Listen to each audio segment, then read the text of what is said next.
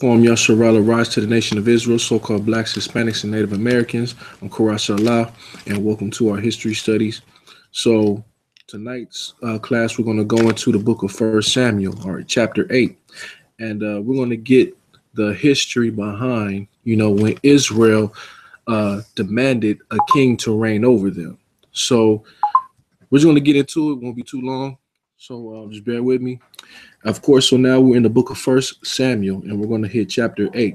So now, just to give a little history, prior to Israel desiring the king, we had before the period of the king came, we had judges. And with those judges, you'll read about in the book of Judges. So after Joshua, right, who was the servant of God, all right, and was also and also the apprentice of Moses, after um, he died, we see that Israel basically went into transgression. And of course, they began to go into various captivities. So then the Lord, hearing the cries of his people, he raised them up, what you would call a judge, all right, or one who would judge, the children of Israel, and be leaders over and be a leader over them, all right, all over the 12 tribes. So in the process of that, you see that we come all the way down to Samuel. All right. So Samuel, he's basically the last judge of Israel. All right. At this time. So as we get into the history of chapter 8, you're going to see what events transpire for Israel to desire a king. Okay. So the Philistines at this time, they're still pretty much reigning over, the Israelites. They're oppressing them, so on and so forth. All right. So now we're going to read chapter 8 and verse 1. And it says, "And it came to pass when Samuel was old that he made his sons judges over Israel." So he made his sons, all right, leaders of the people. And let's see the names of his sons. Okay, verse 2. "Now the name of his firstborn was Joel, and the name of his second was Abiah. They were judges in Beersheba." So these were the names of his son. And these were the ones who were also judging Israel. All right. So he made them judges. So basically, they were in training for the position. And guess what? As we continue reading, you're going to see that they were not acting right. So now it says, "And his sons walked not in his ways, and turned aside after lucre, and took bribes, and perverted judgment." So you see, this is what began to happen, to his sons, right? They were crooked. So it does show you right there that righteous men, you know what I'm saying, don't always produce righteous seed. All right. So his sons, you know what I mean, in their own mind, they began to take bribes, and they began to pervert judgment, man, for those bribes. And that was one of the things that Christ showed us that he hated the most about the Pharisees as well. All right. Them perverting judgment, you know what I mean, by accepting gifts. All right. So that's something, man, that, that's something that Christ did not accept. All right. About the Pharisees. So you see that Israel was basically at a state of, turmoil. All right.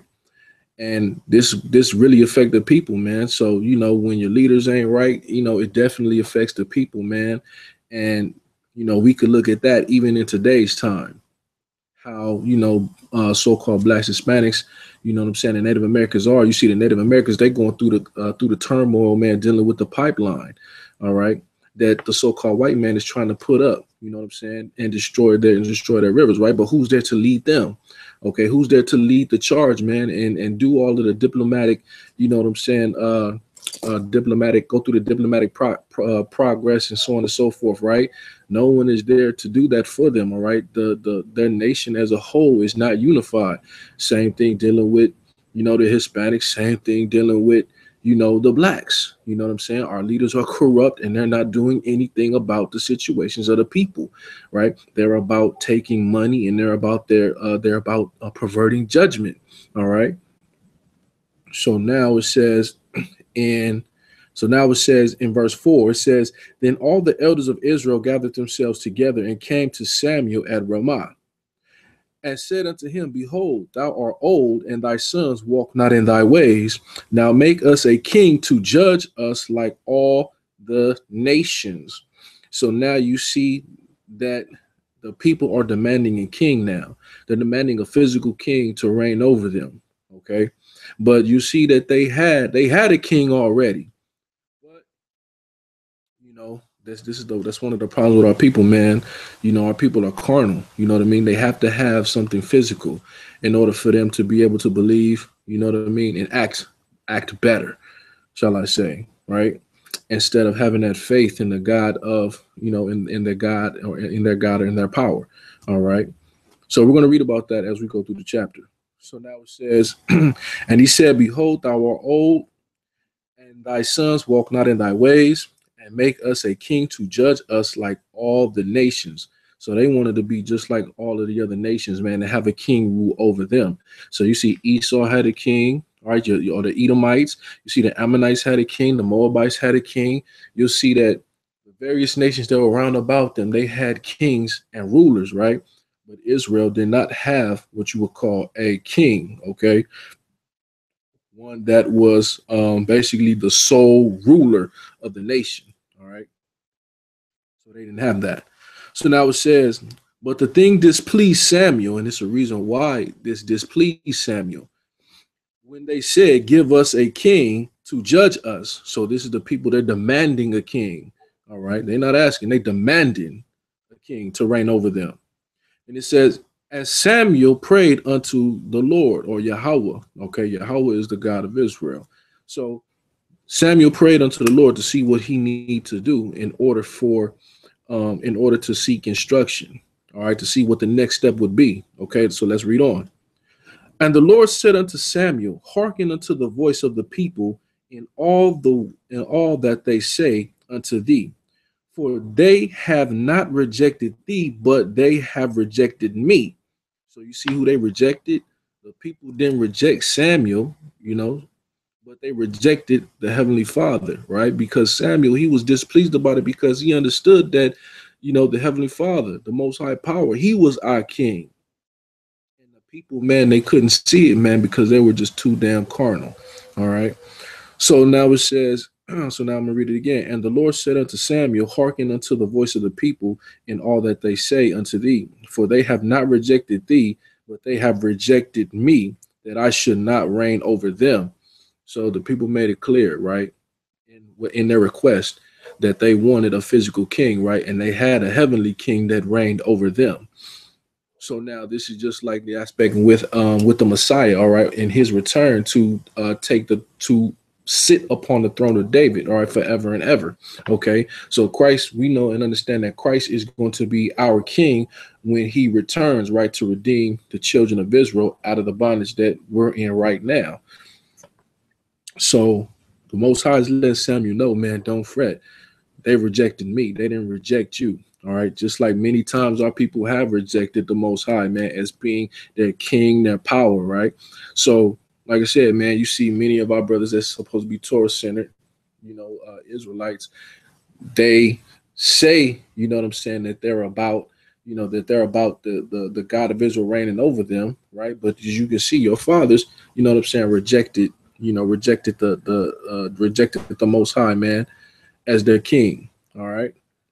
But you see, the Most High, he said when he gave all things into the hands of his son, Mashiach Yahushua, you see that now he is king. So now they reject Christ as being their king and reigning over them. All right. Even though the God of heaven has given all things into his hands.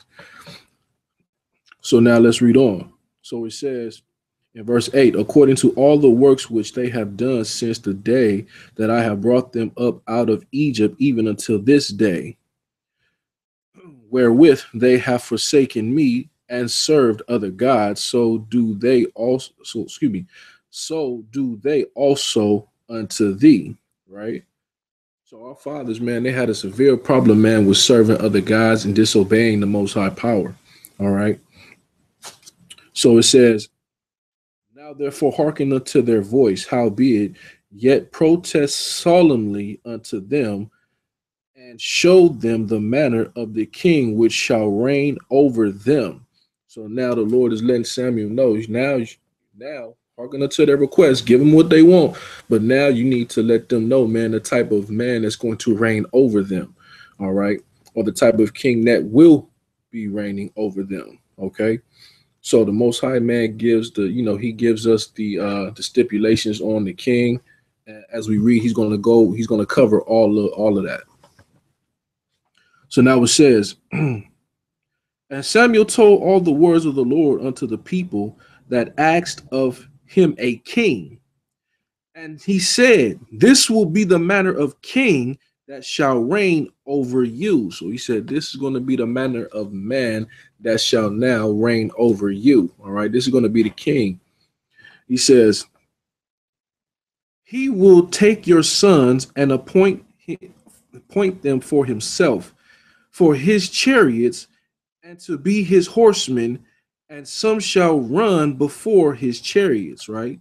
So he's saying, like, look, you see that he's going to take your sons, right? Remember, Israel was a free people, all right? Or excuse me, they were still under bondage, but when they took the land, remember they had their own governors governing them, so on and so forth. But remember, the Most High, he was the king, so he was the one that resided over all Israel, right? But when they began to deviate from that, then the Most High began to raise those judges up, and the judges were appointed leaders by the Most High, man, to judge the people and keep things in order. All right. And after every judge died, the children of Israel began to go back into captivity. But nonetheless, this is what the Most High is saying. So he's just basically showing them, man, how the other nations, you know what I'm saying? How the other nations, man, how their kings reign over them with rigor, with strong authority, and so on and so forth. Man, this is the manner of man that's going to reign over you as well, right? And you're going to do everything to please him.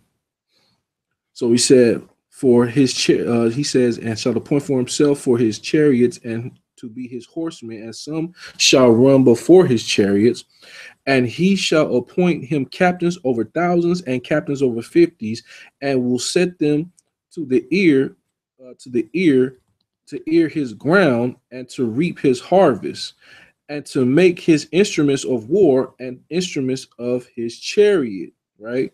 So the Lord is letting them know, man, the type of man the type of man that they're gonna place over them, all right, to rule. Okay. So he said he's gonna appoint them captains over thousands, captains over fifties, and captains over hundreds, right? So basically he said taskmasters over you, right? And he says, and will set them to ear his ground, and to reap his harvest, and to make his instruments of war. So everybody's gonna be pretty much a servant, okay, to this one king. All right. So whatever he says, that's what you're going to have to do, right? Because his word is going to be law. And it says, and in instruments of chariots, and he will take your daughters to be confectionaries, right? Confectionaries meaning manufacturers. All right. So they're going to be ones manufacturing things. All right. And he says, and to be cooks and to be bakers. And he will take your fields and your vineyards and your olive yards, even the best of them, and give them to his servants, right? So now the king, he can sit here and tax the heck out of you, you know what I'm saying? And then give the best of your land. He can tax your land, right? Then take your inheritance and then give it to somebody else. He can take your land and give it to someone else. All right. So this is what the Most High is trying to, to warn the people about through the mouth of his prophet Samuel. He will take your fields and your vineyards and your olive yards and even the best of them and give them to his servants. All right. And we're going to go through some examples in the scriptures, man. And you're going to see, speaking about here, it happened. All right. And you're going to see that our people, man, they had to hearken unto these wicked kings, and these kings, and the kings that were wicked, man, caused the people to err severely. And when the people err severely, then that's when the Most High bring down his judgments. And when the Most High bring down his judgments, then there was a lot of death involved. All right. So now it says, and he will take the tenth of your seed and of your vineyards and give to his officers and to his servants. Right. So now to pay his troops, right? His top officers and his servants, he's going to take from you. He's going to take from the people. All right. That's why he said a tenth. Remember, you're supposed to give a tenth unto the Lord, right? Of the best of your increase. Now you're going to take a tenth. He's going to take a tenth from you, and he's going to take the best from you and give to his people. All right. So what you're supposed to offer to the Most High, man, for the Levitical priest, now you got to give it to the king also. right? You got to take a tenth off of that. You know what I'm saying? So now you pretty much giving almost 20%. You know what I mean? So you're giving your tenth to the Most High, to his Levitical priest. Now you got to give your tenth to the king. All right. And you basically, you're taking care of his servants. That's what he's paying them with. And it says, and he will take your manservants and your maidservants and your goodliest young men and your asses and put them to his work. So whatever the king wants, right? He needs his field to be plowed. He's going to take your manservants, your maidservants, and they're going to do his work. And ye shall cry out in the day, because your king, which ye have chosen you, and the Lord will not hear you in that day. So now you see everything that the Most High is letting us know. Here is a bad thing. This is what's going to happen. All right. Kings, they become corrupt. Kings become wicked. And then guess what? They're going to take from you. This is what the Lord is trying to let his people know and understand about what happens when you set a physical king over you. All right. So now it says, nevertheless, the people refused to obey the voice of Samuel. So they didn't even hearken to what he said. He was letting them know, man. But they said, no, we don't want to hear it. We want a king. And they said, nay, but we will have a king over us.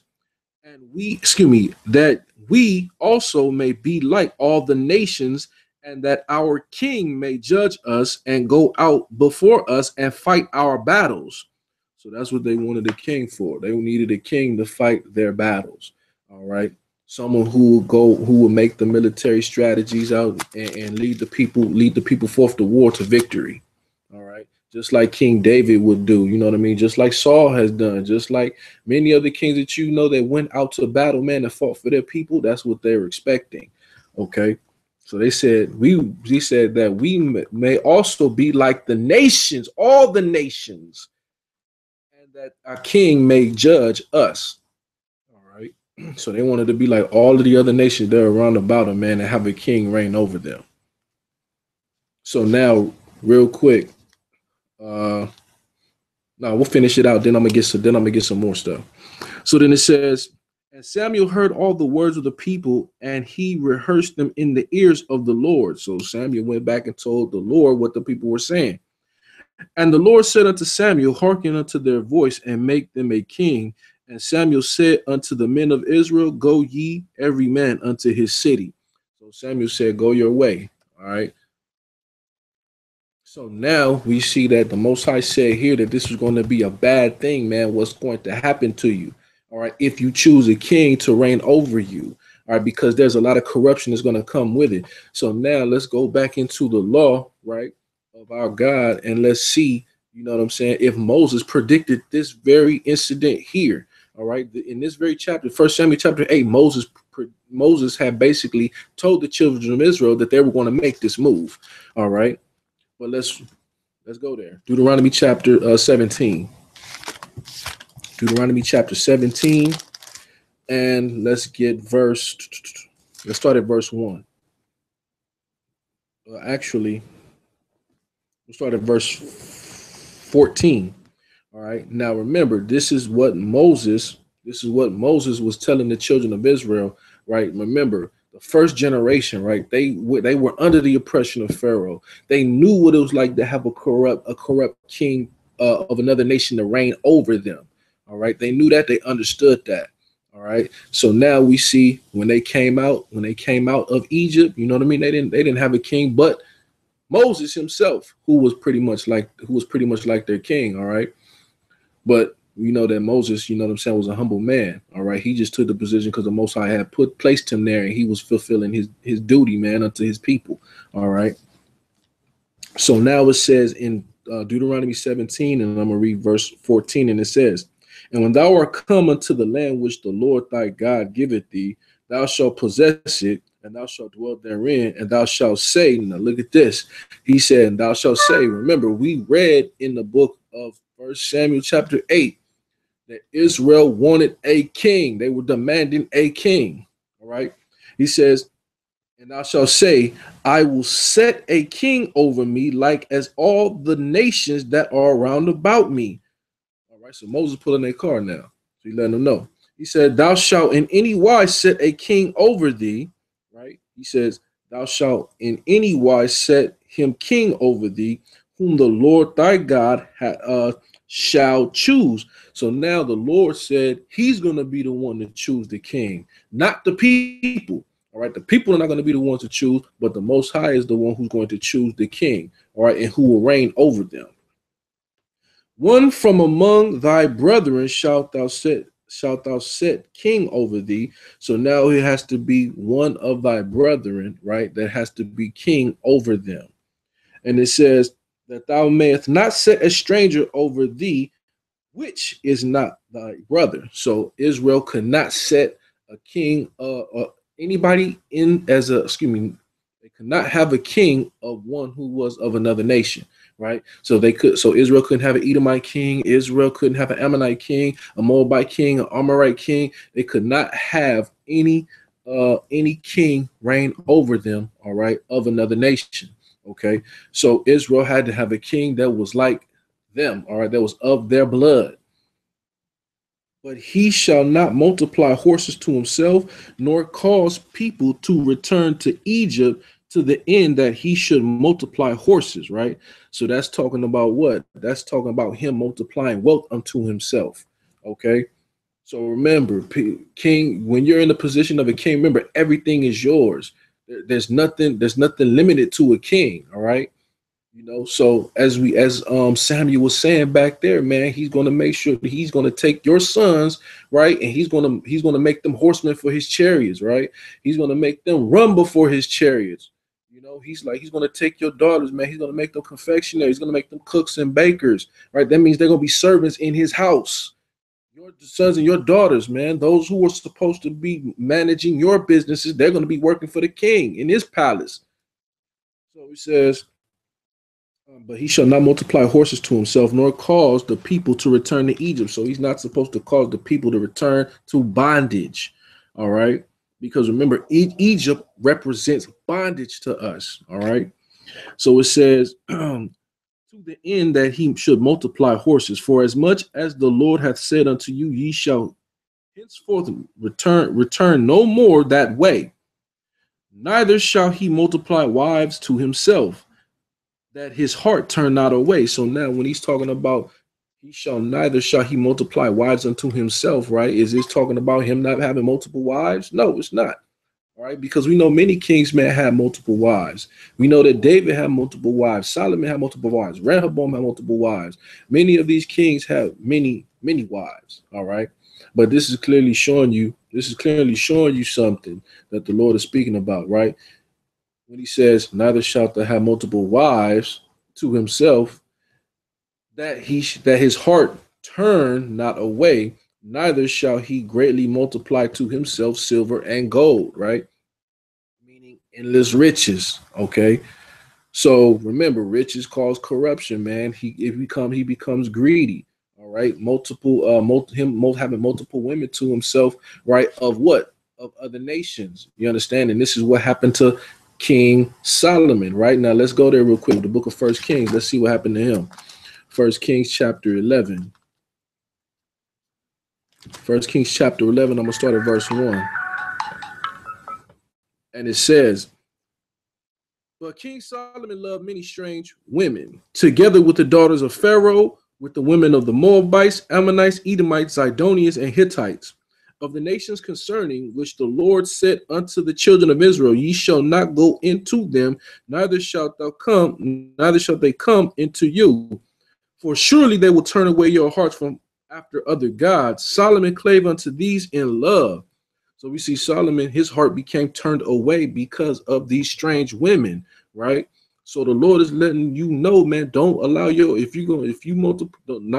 shall he multiply wives unto himself, that his heart not turn away from following the Most High.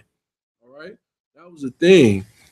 If he was going to multiply wives unto himself and get his heart turned away, then shouldn't do it. All right. But this is talking about him multiplying wives himself of women of other nations, man, that will turn away his heart from the Most High. Let's read verse 3. And he had 700 wives, princesses, and 300 concubines. And his wives turned away his heart. For it came to pass when Solomon was old that his wives turned away his heart after other gods, and his heart was not perfect with the Lord his God, as as was the heart of David his father. So check that out. So his wives turned away his heart from following the Lord. That's why the Most High said, "Neither shall you multiply wives to yourselves, neither silver nor gold." All right. But you see, many men still have multiple wives. But for the king, man, he couldn't do that because now he's the king. He's direct. He is basically directly up under Christ. All right. From the high priest that's on his right hand, guess what? He's directly up under Christ, man. So is the Most High's anointing, the king over Israel. And guess what? His prayers are going to be heard first and foremost, because remember, he's representing the people. All right. This is who the Most High has put in the position of power to protect his people, right? To speak for his people, okay, and to make sure that he judges his people righteously. All right. So he's the face of the Most High's quote unquote corporation. All right. So that's what happens, man. So this is what was being talked about in the book of Deuteronomy, chapter 17 and verse 17. All right. So it says, "And it shall be when he sitteth upon the throne of his kingdom, that he shall write him a copy of this law in a book out of that which is before the priest, the Levites." So now he has to have a copy of the book of the law. All right. That's what the Most High is saying. If he's going to, it says, "And it shall be when he sitteth upon the throne of his kingdom, that he shall write him a copy of this book of the law." So he basically had to write him a copy of the law. All right. He had to scribe it. Okay. And it says, "Out of that which is before the priest of the Levites, and it shall be with him, and he shall read therein all the days of his life, that he may learn to fear the Lord his God, to keep all the words of the law and these statutes to do them, that his heart be not lifted up above his brethren," right? So that he stays humble, that he stays in a state of humility, man. That's why the Most High loved David so much, man, because David was for his people. David put his life on the line, man, for the armies of Israel, so that they could win the battle against Goliath, right? So you see, David was very loved in the Most High. That's why I call David as a man after his own heart. All right. So now it says, "And it shall be with him, and he shall read therein all the days of his life, that he may learn to fear the Lord his God, and to keep all the words of this law and the statutes to do them, that his heart be not lifted up above his brethren, and that he turn not aside from the commandment to the right hand nor to the left, to the end that he may prolong his days in his kingdom, he and his children in the midst of Israel," right? So that's why you see Saul's judgment was so great, man. Saul got cut off and his sons was cut off, right? So none of them of the house of Saul sat on the throne of Israel, because he did not follow the commandment of the Lord. All right. He basically turned aside from the commandment of the Lord, and the Lord ended up cutting him off and putting David in his place. All right. As king over Israel. And you see that David, you know what I mean, says because of his righteousness, right? You see that his line, his lineage, man, it was established, man, and it lasted generations, 14 generations, all right, all the way up to the Messiah. Okay. So we see that this is what the Most High, man, expected of a king. So this was the law pertaining to the king. So we see that Solomon, his heart turned away, right? So Israel wanted to be like all of the other nations, man, to have a king to reign over them, when we know that the Most High was our king. All right. Real quick, let me go to the book of Isaiah 45 just to prove that. Just to prove it. That the Most High was our king. He was our king and our power.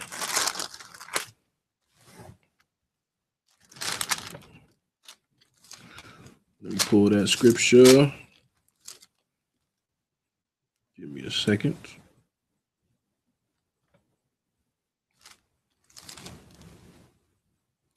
I believe it's Isaiah 45.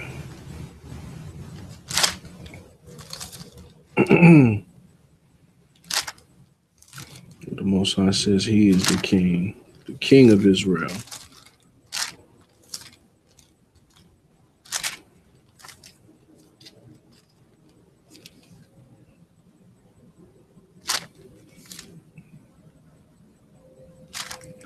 Hold on one second.